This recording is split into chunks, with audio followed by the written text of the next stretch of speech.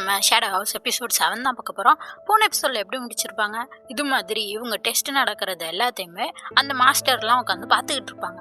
அதுலேருந்து தான் கட்டுறாங்க. இவங்க இங்கே பார்த்துக்கிட்டு இருக்காங்க.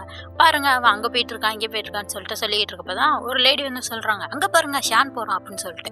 அவனை பார்த்தா போயிட்டு இருக்க பார்த்து உடஞ்சி பொத்துன்னு கீழே விழுந்துறான். பார்த்தா அது ஒரு ட்ராப் போல. அதை பார்த்துட்டு இந்த அம்மா சிரிச்சுக்கிட்டு இருக்கு, முட்டா பையன் இப்படி விழுந்துட்டான் பாருங்க அப்படின்னு சொல்லிட்டு.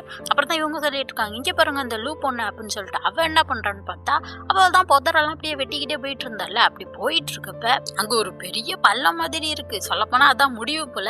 இவ பாட்டுக்கு வெட்டிட்டு போயிட்டா அப்படியே. அதை பார்த்துட்டு பின்னாடி இவன் வந்து கத்திக்கிட்டு இருக்கான், ரிக்கி ஐயோ என்னாச்சு உனக்கு அப்படின்னு சொல்லிட்டு. அவளோட கத்திரிக்கோள் மட்டும் இருக்கும். சரி விழுந்துட்டா போல அப்படின்னு சொல்லிட்டு கத்திரிக்கோள் மட்டும் எடுத்துட்டு போறான். பார்த்தா அவ அங்க இருக்க கொடியை பிடிச்சிதான் தொங்கிட்டு வந்திருக்கா. எப்படியோ திரும்பி வந்துட்டு மூஞ்செல்லாம் கட்டி கேட்டுட்டு இருக்கா.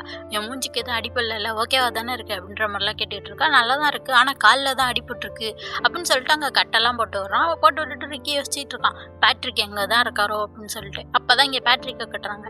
இவனை எதுக்குள்ளேயே அடைச்சி வச்சிருக்காங்க போல. அவன் புலம்பிக்கிட்டு இருக்கான், இந்த எட்வர்டை நம்பி இதுக்குள்ள வந்து உட்காந்துட்டேனே, என்னை காப்பாற்ற யாருமே வரலையே அப்படின்னு சொல்லிட்டு கத்த ஆரம்பிக்கிறான். இன்னும் ரிக்கியை காணுமே, ரிக்கி எங்கே தான் போனா, யாராச்சும் வந்து இதை திறங்க, எனக்கு உதவி செய்யுங்க, ரிக்கின்னு சொல்லிட்டு அப்படியே அழுவே ஆரம்பிச்சிடறான் சின்ன பிள்ளை மாதிரி.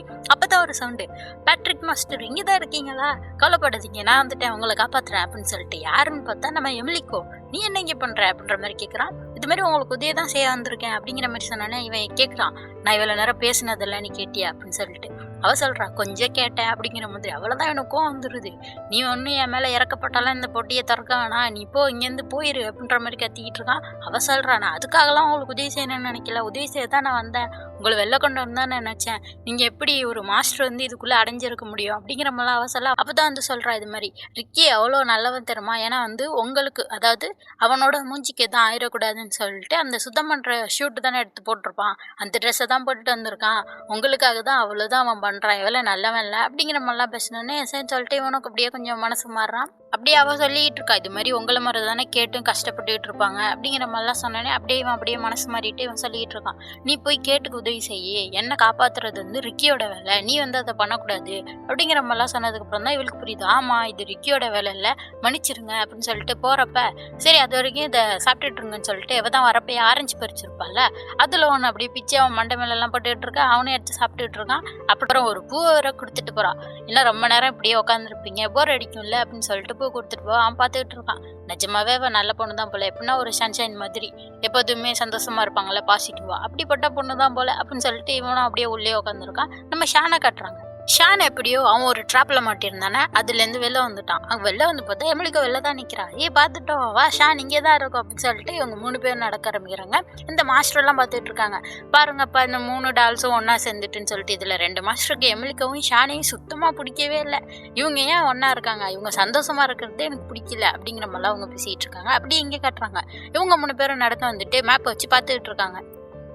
இது மாதிரி இங்கே தான் வந்து பேட்ரிக் இருந்தார், அங்கே தான் வந்து வெடித்த சவுண்டு கேட்டுச்சு. அப்போனா இதுக்கு வந்து ஷார்ட்கட் வந்து இன்னொரு வழி இருக்குது. ஆனால் அந்த இடம் வந்து கதவை வச்சு பூட்டி வச்சுருக்காங்க. இந்த நம்ம ஷார்ட்கட்டில் போயிட்டோன்னா சீக்கிரமாக இந்த இடத்தெல்லாம் நம்ம போய் பார்த்துடலாம் அப்படிங்கிற மாதிரி சொல்லிட்டு, எப்படி இந்த கதவை திறக்கிறதுன்னே தெரியலையே, கார்டன் மாதிரி இருக்குன்னு சொல்லிட்டு அங்கே பார்த்தா நிறைய குட்டி குட்டி சிலை இருக்கும். அதில் ஒரு சிலையை எமிலிக்கு திருப்ப அதுலேருந்து அப்படியே சகதி மாரி இவனோட மூஞ்சில் அடிச்சிருது.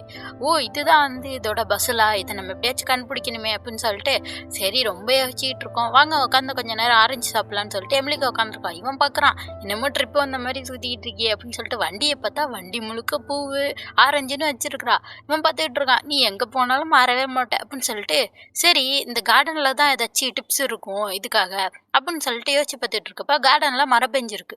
ஒருவேளை நம்ம அதில் உட்காந்தா தெரியும்னு சொல்லிட்டு இவங்க 3 பேருமே உட்காந்துருக்காங்க. அப்போ தான் வந்து இதுலேருந்து ஏதாச்சும் வியூ தெரியுதா, ஏதாச்சும் கண்டுபிடிக்கணுமே அப்படின்னு சொல்கிறப்ப தான் எமிலிக்க சொல்கிறான், எனக்கு ஒரு அழகான வியூ தெரியுது, இங்கேருந்து பார்த்தா பாருங்க ஒரு முயல் மாதிரியே தெரில அப்படிங்கிற மாதிரி சொல்கிறப்ப தான் ஷானுக்கு ஐடியா வருது. ஏன்னா அங்கே ஒரு முயல் பொம்மையும் இருக்கும். அதை திருப்பினோடனே இந்த கதவை திறந்துருது. ஷார்ட்கட்டுக்கான வழி கிடைச்சிருச்சா. இவங்க 3 பேருமே நடந்து வந்துகிட்டு இருக்காங்க.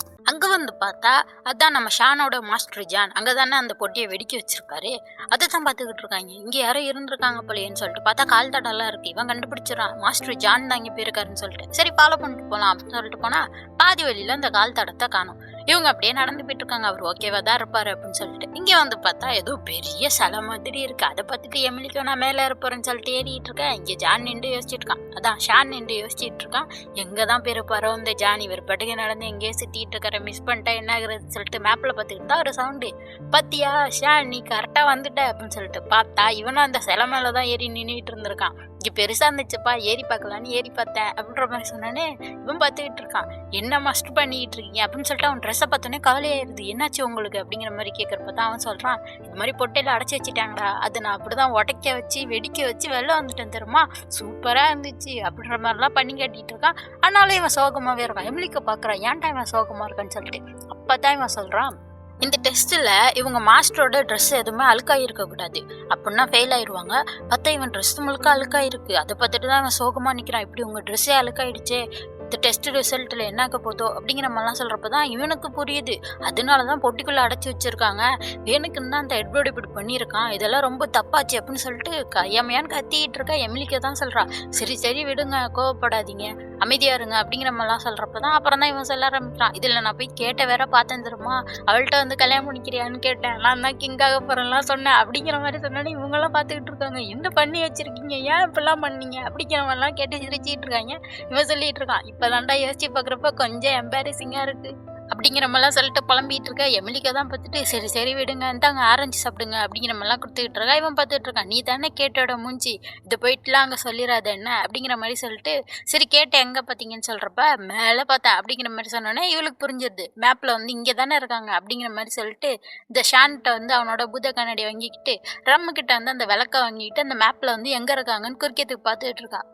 அப்பதான் அந்த மேப்பை பார்த்துட்டு இருக்கப்ப எமிலிக்கு ஒன்று கண்டுபிடிக்கிறா. அந்த ஒவ்வொரு புள்ளியும் குறிச்சிருப்பாங்க ஒவ்வொரு ஷேடோ மாஸ்டரை. அது கீழே வந்து குட்டி குட்டியாக டேஷ் போட்டிருப்பாங்க. அது என்னன்னு இப்பதான் புரியுது. என்னன்னா அவங்களுக்கு கொடுத்த ரேங்க் படி ஃபர்ஸ்ட் இடம் யாரு, பேட்ரிக்கு, அது மாதிரி ஒவ்வொருத்தருக்கும் ஒரு ரேங்க் கொடுத்துருக்காங்கல்ல, அதை தான் கொடுத்துருக்காங்க. இங்கே இருக்காங்க கேட்டு அப்படின்னு சொல்லிட்டு இடத்த கண்டுபிடிச்சிடுறா. ரம்மோட மாஸ்டர் இடமும் பக்கத்துல தான் இருக்கு. எல்லாருமே பக்கத்துல தான்ப்பா இருக்காங்க, கரெக்டாக கண்டுபிடிச்சாச்சு சரின்னு சொல்லிட்டு பார்க்குறப்ப இந்த விளக்குல இருந்து கருப்பு அடிக்கும் தெரியுமா, அது மாதிரி இவன் மேப்பில் அடிச்சிட, ஐயோ என் மேப் ஒழுங்கா தெரிலையே அப்படின்னு சொல்லிட்டு எமிலிக்க சொல்ல, சரி ஏன் மேப் இருக்குன்னு சொல்லிட்டு ஷான் திரும்பி பார்த்தா ஜான் அதை தொட்டு எல்லாத்தையுமே கறியாக்கி வச்சிருக்கான். முடிஞ்சது போ அப்படின்னு சொல்லிட்டு பார்க்குறப்ப தான் ரம் கொடுக்குறா அவளோட மேப்பை. சரின்ட்டு அதை வாங்கிட்டு இந்த ஷான் என்ன பண்ணுறான்னா அந்த நெருப்பு மேலே காட்டுறான். அந்த கறி மாதிரி வரும் தெரியுமா, அப்படி வரப்போ பார்த்தா ஒவ்வொரு ரூட்டும் கனெக்ட் ஆகுற ஒரு இடம் தெரியுது. பாருங்க இன்னொரு ஒரு ஷார்ட்கட் கண்டுபிடிச்சாச்சு அப்படின்னு சொல்லிட்டு பார்த்துக்கிட்டு இருக்காங்க.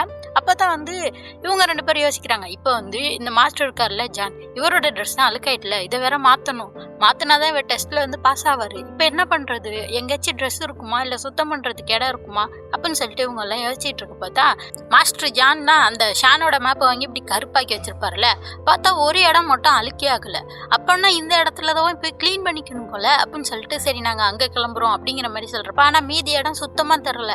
ஐயோ இடமே தரலையே, எப்படி நான் போகிறது அப்படின்னு சொல்லிட்டு பார்க்குறப்ப ரம்மு வந்து அவளோட மேப்பை கொடுக்குறா. இந்தாங்க இதை யூஸ் பண்ணிக்கோங்க, ஏன்னா அவள்கிட்ட சுத்தமாக இருக்கு, அவள் மேப்பை ஃபுல்லாக மனப்பாடம் பண்ணிட்டாலாம், அதனால நீங்கள் இதை யூஸ் பண்ணிக்கலாம் அப்படின்னு சொல்லி கொடுத்தோன்னே இவங்களுக்கு ஒரே சந்தோஷம். இதில் வந்து இந்த ஜான் வந்து என்ன சொல்கிறான்னா எமிலிக்கிட்ட, இது மாதிரி நான் உன் மாஸ்டரை பார்க்க போனேன்லப்பா, அப்போ போகிறப்ப நடுப்புற ஒரு பிரிட்ஜ் இருந்துச்சு, ஆனால் அதில் எழுதியிருப்பாங்கப்பா 2 தடவை தான் கிராஸ் பண்ண முடியும்னு சொல்லிட்டு, நான் போயிட்டு வரப்போ அந்த பிரிட்ஜ் உடஞ்சி விழுந்துடுச்சு, இப்போ நீ போகிறன்னா இந்த ஒரு பஸ்ஸில் தாண்டி தான்ப்பா போகணும் அப்படிங்கிற மாதிரி சொல்லிடுறான். அவ்வளோதான் இவ குழம்பி போய் நிற்கிறா. அப்போ தான் வந்து ஷான் சொல்கிறான், நம்ம இப்படி சுற்றி வந்தால் எல்லாரையுமே கூட்டிகிட்டு வந்துடலாம் அப்படிங்கிற மாதிரி சொன்னால், ஆனால் அது ரொம்ப லேட் ஆகும். அதுதான் இவன் சொல்கிறான், ஏன்னா இவன் போய் மாஸ்டரோட ட்ரெஸ்ஸை வேற க்ளீன் பண்ணணும், நான் மட்டும் கேட்ட போய் கூட்டிகிட்டு வந்துடுறேன், நீ போய் மாஸ்டர் ஜானுக்கு உதவி செய்ய அப்படிங்கிற மாதிரி சொன்னால் இவன் சொல்கிறான், நானும் உனக்கு உதவி செய்யணும்ல நினச்சேன் அப்படிங்கிற மாதிரி. ஏன்னா பேட்ரிக் என்ன சொல்லியிருக்காரு, அவங்கவுங்க மாஸ்டர் அவங்கவுங்க டால்ஸ் தான் வந்து உதவி செய்யணும், நீ இவ்வளோ தூரம் எனக்கு உதவி செஞ்சுருக்க, நீ ரம்மு இந்த ஜான் மாஸ்டர் இல்லாமல் என்னால் இவ்வளோ தூரம் வந்திருக்கவே முடியாது, நீ போய் உன் மாஸ்டருக்கு உதவி செய்ய, நான் கிளம்புறேன் அப்படிங்கிற மாதிரி சொல்லிட்டு இவங்க 3 பேருமே பிரியிறாங்க. 3 பேருனா எமிலிக்கவும் ரம்மும் ஒன்றா போகிறாங்க போல். இவன் வந்து தனியாக மாஸ்டர் கூட்டிகிட்டு போகிறான். அப்படியே அங்கே ரம்மோட மாஸ்டர் தான் கட்டுறாங்க. அவளை எங்கே சேரில் உட்கார வச்சு சுற்றி கயிறு போட்டு கட்டியிருக்காங்க. அதோட இந்த எபிசோட் முடியுது. அடுத்த எபிசோட் பார்க்கணுன்னா மறக்காம சேனலை சப்ஸ்கிரைப் பண்ணிக்கோங்க. பை.